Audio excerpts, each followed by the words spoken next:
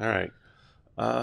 So welcome everyone. My name is Stretch, and we've got I'm Devon. Roarbee Totally with ruined that us. for you. It's all right. It's all right. We haven't rehearsed this or anything. We just want to take a And if it couple seems like I'm not paying attention, it's because I'm not. I'm reading the Discord chat. He's a professional, that's why. multitasking. That's right, multitasking.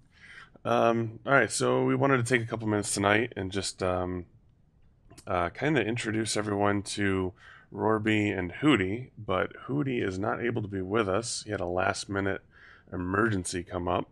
I'm here. I'm here to answer questions. Foodie's nuts. Where let's do this. All right. All right.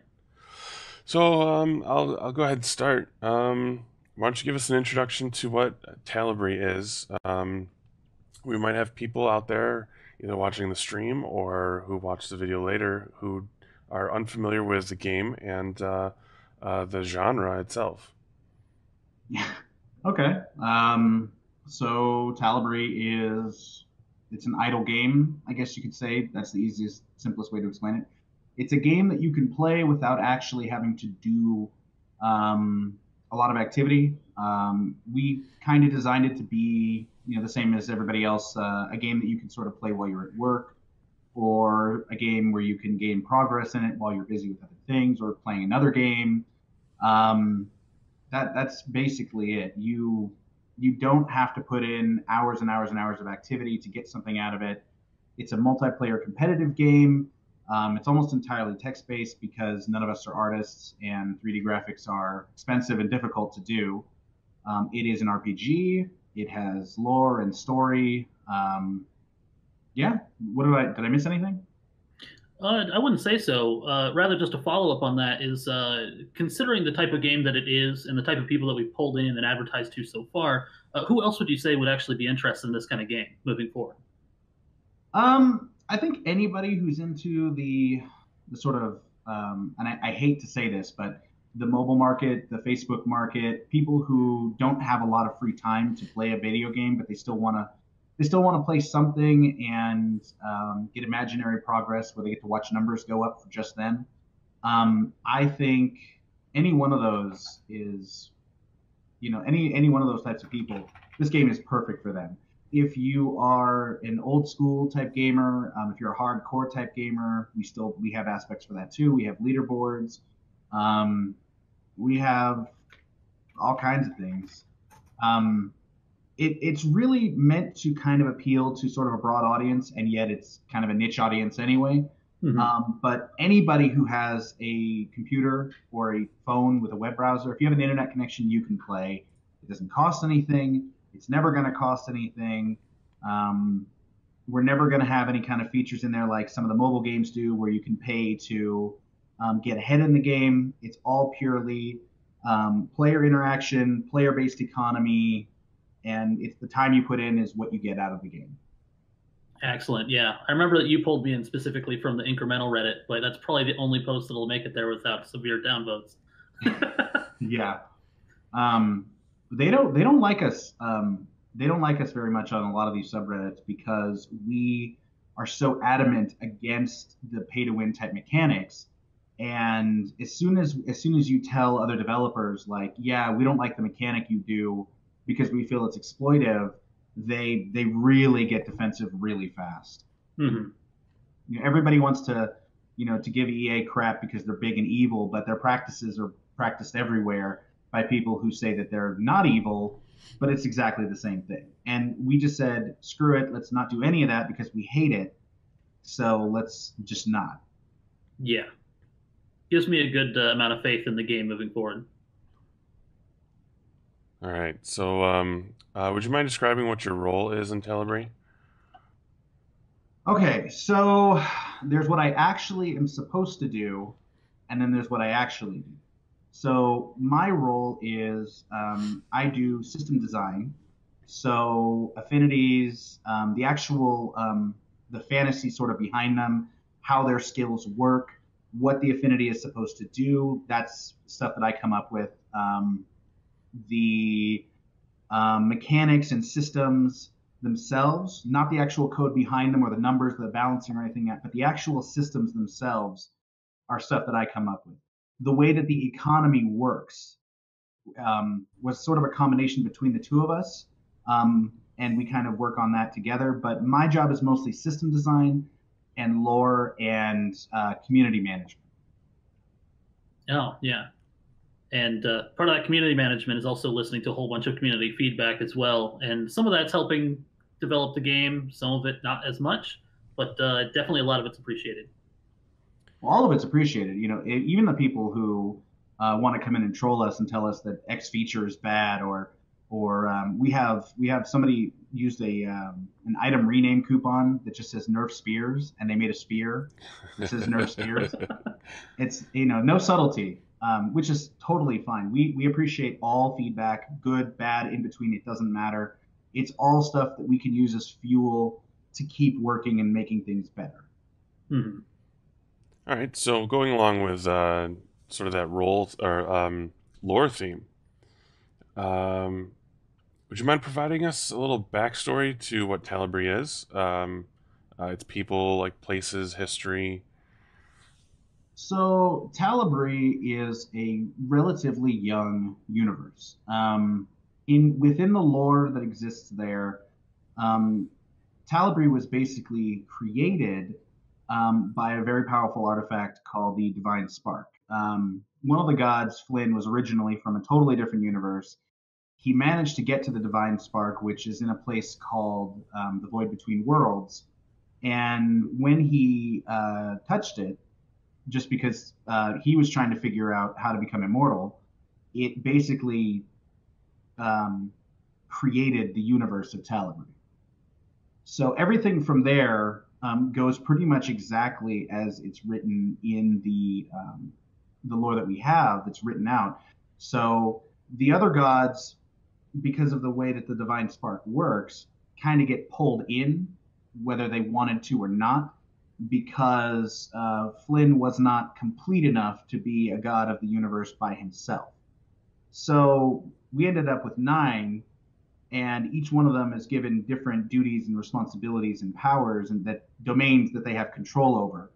So they kind of work together, not necessarily willingly, to create the world that everybody inhabits. So right now, where the players are at, it's a couple thousand years into the creation of this world, and that's kind of it. Yeah.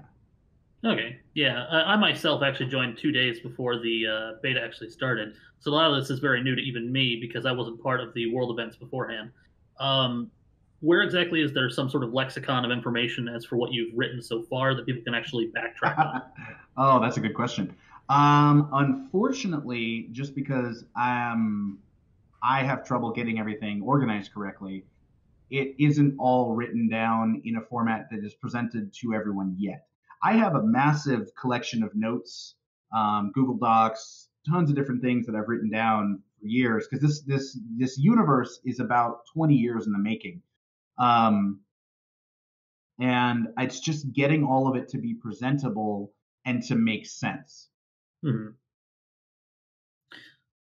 Yeah, so speaking of what I brought up earlier, the ages that I actually might have missed, the first and second that are actually shown as history in the game, it's now onto the third, right? I believe technically, by the way that the ages are kind of separated by this the lore scholars, this would be towards the end or the middle of the third age. Yeah. Okay, so how exactly are you structuring the game lore wise and mechanically, or trying to do that with the ages and releases thereof? So what I have waiting, and I might actually just stream the rest of it. I have the second age basically done. What I'm going to do is we're gonna put that out, and then I'm going to start putting out side stories and character information. One of the criticisms that I get, well, not even often. It's just I've seen it twice, and that's more than enough for me. Mhm. Is that there's a lot of places and people and things that are referenced that don't have context within themselves. So, for example, there's a character named Old Grok, and you see his name a couple different places, but you're like, who the hell is this guy? Um, even just putting down like 2 or 3 paragraphs explaining who this guy is, where he comes from, what he's like, where he lives, I think could really flesh it out and give people a lot more to it. So I kind of want to do that with a good variety of different people within the universe. Hmm. Yeah, I actually just looked over myself another window. Old Grok is the one that is the enchanting guy, right? He's an alchemist. Okay. Yeah. The You have to understand that the enchanting hovel was intended to be somewhat temporary. We went back and forth on like what to do with enchanting like a whole bunch of times, and um, we were supposed to have already put it in. It's just one of those things that it's there's so many other things that have changed in the meantime, and enchanting has changed in the meantime. Its whole purpose has changed in the meantime. So part of what it originally was going to do was just to be able to make enchanted arrows and attunement keys and a couple of other things, but we got swept up in everything else that we were doing, and we arrived where we are now. And now we're at where enchanting is going to provide a renewable bonus to promote active play. Hmm. So is Old Grok the enchanter? Probably not. There's several other people who could fill that role, but if it remains that way, it may the name of his hut or his hovel may be changed to something else. Okay. Cool little lore tidbit. Um, a complete aside to that, but bringing up something we had earlier where you said that the game wouldn't actually cost anything. Currently, I am actually supporting via Patreon, but I was also curious, what other means were you planning on doing any sort of premium content? But it's not going to be pay to win, obviously. But what do you plan on putting in that space instead? So we've talked about a couple of different options. The biggest one being premium items, which would be largely items of convenience. So we have the ability to name your weapon whatever you want to. So if you want to make the Godslayer, go for it. You can get a rename coupon, and then congratulations, you've crafted the Godslayer. You can name any piece of equipment you want to. We plan on putting in coupons for renaming yourself, renaming a weapon or an item, renaming your skills, because some people want to make it say something different. We're planning on putting in stuff where you can customize what your chat window looks like, different dice skins. I'm trying to think what else there is. It's all on the Trello, actually, all the stuff we have planned. We kicked around another idea just because of the way that the game works. Um, but that other idea has been so far it's been extremely controversial, so we're just going to leave it by the wayside for now, Mhm. probably for the foreseeable future. Yeah. But Speaking of the Trello, when we actually publish this, if on YouTube at all, we'll try to put the links that are important, like the Trello, into the description. okay. Yeah, so Roarbee, if you wouldn't mind sharing some of your background, um, technical skills, writing skills, things you picked up along the way, sort of educational background, just to kind of get to know you a little bit better. Sure. Now it feels like I'm interviewing for a job or something. um What would you describe as your biggest weakness? what is my biggest weakness? I was waiting for that. I would say basically my background is I've been doing IT for pretty much my entire adult life.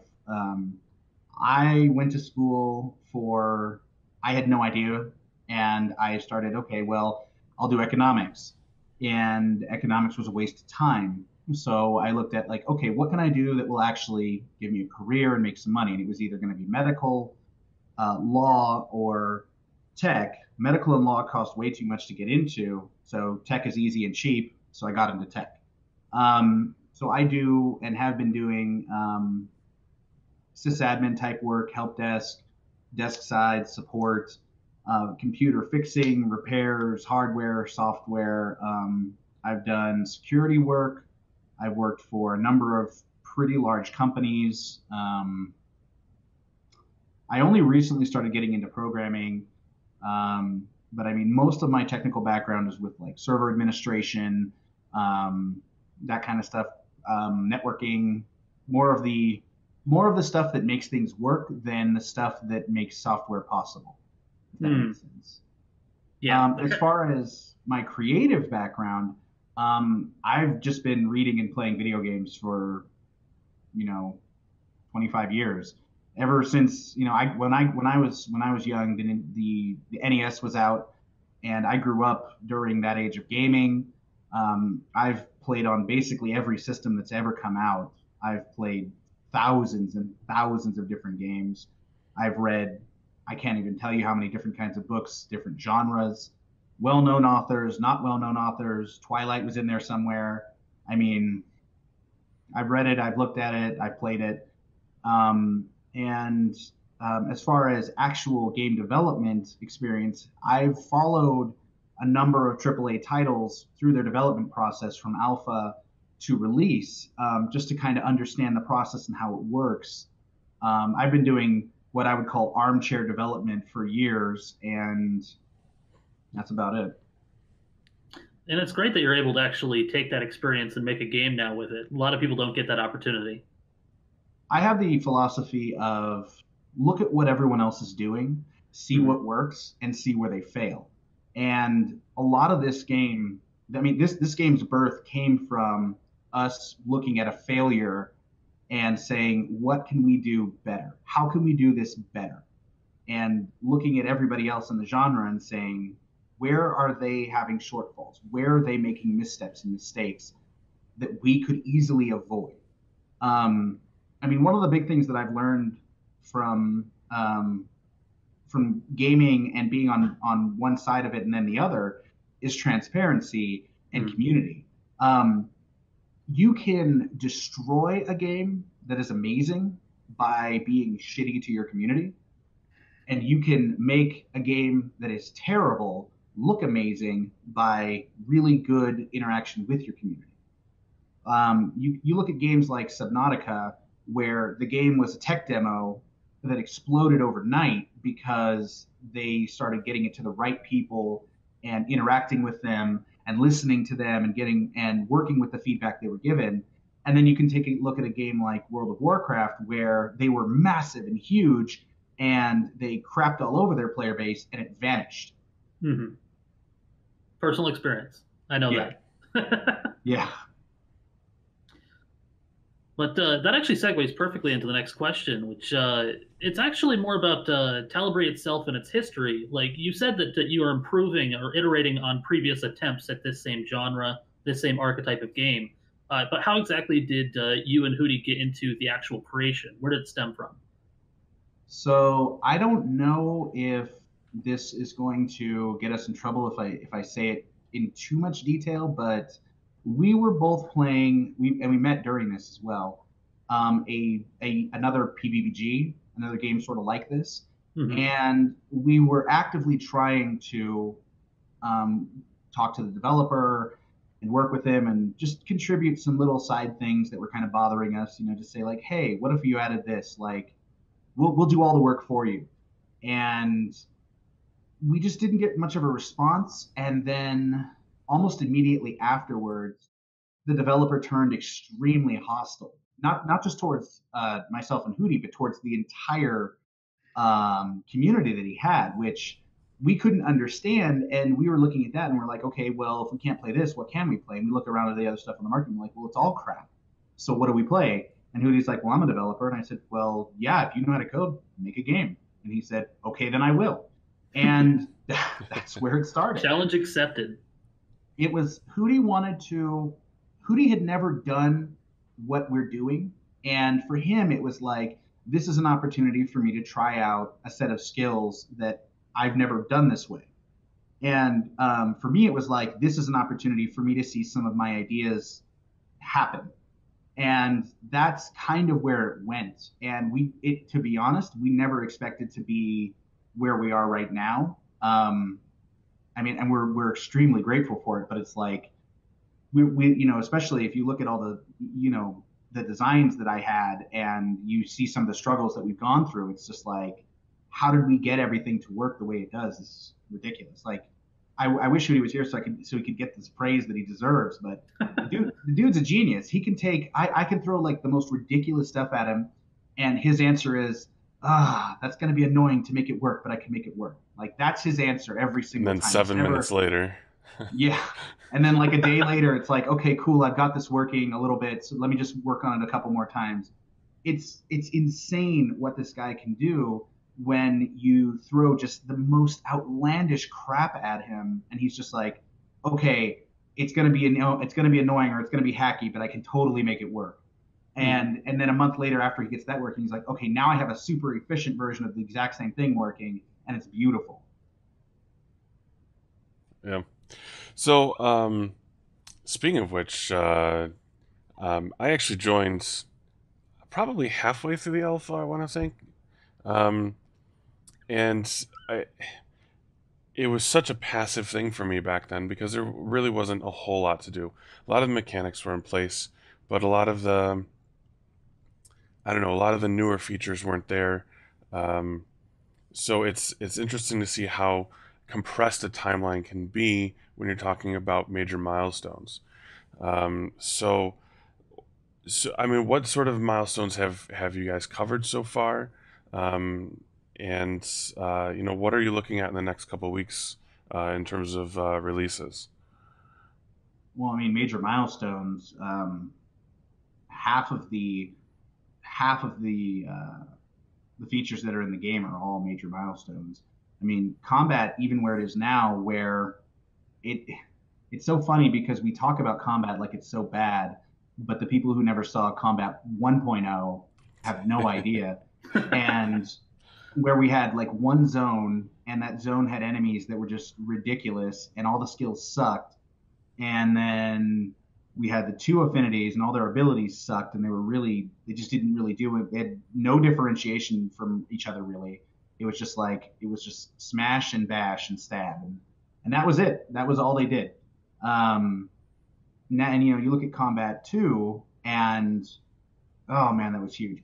Hootie and I, we argued about Combat 2 for like 2 or 3 days over what I felt it should be, what he felt it should be, and we ended up with this implementation where it is now, which was both like, okay, we both got what we wanted.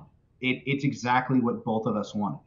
It's just that what I wanted and what he wanted, it was somewhere in between, and that's how we ended up with where we're at. Where it doesn't matter what you do, everything kind of works in some way over given enough time, and at the same time, gear matters, um, stuff you choices matter, everything matters. It all matters and it doesn't matter. That's what's the beauty of it. Like in the combat rework, it's funny because I know I'm kind of going off onto the other thing without answering all the thing about the milestones, but in the combat rework, it's funny because not that much is going to change. The only real changes are just going to be optimizations behind the scenes, getting all the affinities onto evoker-like formulae, and making scaling enemies a thing. That's pretty much all the rework is going to do as far as stuff that players are actually going to notice. They're going to notice that all the skills all kind of work in similar ways, formula wise, and that enemies are really, really fucking hard now. And they can get even harder to where it would take you in an unbelievable amount of time to deal with it. Right. I've noticed that approach with a couple of things, and I really do appreciate it when I see it from devs, where you move like one aspect forward or create some new aspect with slightly new mechanics, and then move everything else to meet it because you're happy with how it ended up. So it's really cool. The Yeah, new dice system is an example with that, with some of the crafting and gathering. yeah. The evoker was like that because the evoker, the way that I did the evoker was the first affinity that I wrote completely by hand. Everything about it was my fault. So um, so like when people are sad the evoker got nerfed, it's because I made it too powerful without really thinking about it. Um, but the concept that it brought in was the concept of, at every level of mastery, the formula is the same. It's just that the formula changes drastically based on what level of mastery you have because of where mastery is in the calculation. So Ignite at level 1 and Ignite at level 20, same formula. It's just the mastery changes it so much that you might think it's totally different. But that was the thing. And when we did that, we realized like, okay, this is way easier. And the evoker uses stats correctly, the way that we both kind of intended it to work. Then it was like, oh, well, crap. Now we have all these other affinities and they all suck. Okay, so we need to bring them up to speed. And the dice system is exactly the same. The dice system, which I will tell you, I was extremely skeptical of because I didn't understand what he was trying to tell me. The dice system is so much better than the other system, and it just needs to be completed rolling out to everything else. Mm-hmm. Yeah, we may be getting into a lot of technical stuff on the game right now, and we apologize, but we're going to be coming up with episodes for this much later in this series. So we'll be able to explain that later. Thank you. Are people asking questions? No. No, not yet, but they will. So yeah, so back on like milestones of the game and everything like that. What actually was like the stepping stones? Because I know you've been playing games and have a lot of that history of the fantasy books and everything. What were the inspirations of lore specifically that you're actually pulling from, if you have any specific names? Obviously, Tolkien. Yeah. Because I mean, you can't call yourself a fantasy writer and not have some kind of inspiration from Tolkien. He's the father of fantasy. There's no way around it. I would say my other influences would be Asimov. He was a science fiction writer. Heinlein, another science fiction writer. I really liked Piers Anthony a lot as well. He kind of gave me the concept of having a lot of varied and interesting characters and varied and interesting ways that things can work.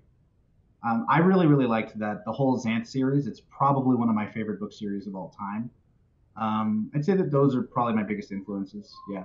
Yeah, I've been recommended at least 3 of those that I need to do on audiobook when I'm working. So thank you again. If you've never read any of the Piers Anthony stuff, read Incarnations of Immortality, just that series. You know, it is fantastic in the way that it does everything. Just don't read the very last one that came out after he had finished it because he didn't write it and it's awful and you can tell that he didn't write it, but all the other ones are great. Noted. Yeah. All right.